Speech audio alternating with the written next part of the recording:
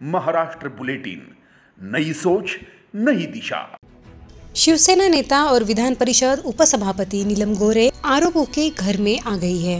नासिक के पूर्व मेयर विनायक पांडे ने आरोप लगाया है कि नीलम गोरे ने विधानसभा उम्मीदवारी के लिए पैसे मांगे थे और उन्होंने पैसे भी दिए थे।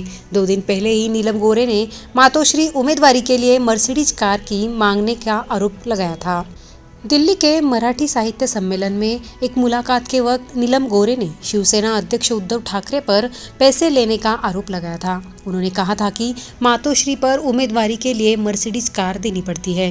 इस पर उद्धव गुट नीलम गोरे पर बरस पड़ा है। नासिक के पूर्व मेयर विनायक पांडे ने आज संवाददाता सम्मेलन में कहा कि नीलम गोरे ने नासिक मध्य से चुनाव लड़ने के लिए और उम्मीदवारी देने के बदले पैसों की मांग की थी और उन्हें पैसे भी दिए थे।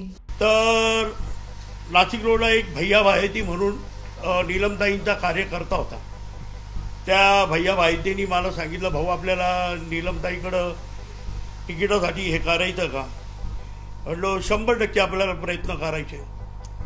तर त्यावेळेस नीलमताईकडे भैया भायती यांनी मला नेलं आणि त्यावेळेस भैया भायतीचं माझं आणि नीलमताईंचं बोलणं झालं।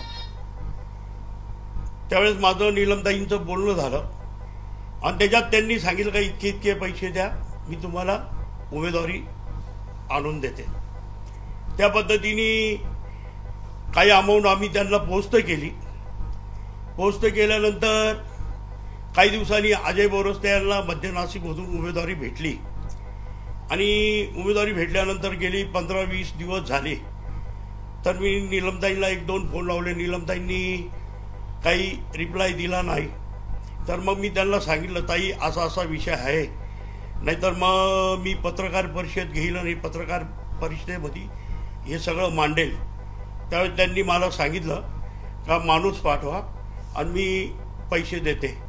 त्या पद्धतीने मी असेल, आमचा संदेश फुले, राजेंद्र देसाई, आम्ही तिघही तिथे गेलो आमदार निवासला मनोऱ्याला त्यांची गाडी आली, त्यांचा ड्रायव्हर आला, त्यातून मला त्यांनी माझे पैसे दिले, पण त्या पैशामध्ये पण काही अमाऊंट कमी दिली। अशा पद्धतीने त्यांनी माझ्याकडून हे केलं। त्यांनी किती डिमांड केले होते, तुम्ही किती दिले आणि परत देताना त्यांनी किती कमी दिले? नाही, मी पैसे दिले होते, काय त्या अमाउंट मधून त्यांनी कमी दिले एवढं नक्की। विनायक पांडे के आरोपों से राजनीति में खलबली सी मच गई है। इस पर शिंदे गुट की ओर से कोई बयान नहीं आया है। महाराष्ट्र बुलेटिन के लिए Bhushan Jain, Nashik. Maharashtra bulletin YouTube channel को शेयर करें, सब्सक्राइब करें, बेल आइकॉन पर क्लिक करें।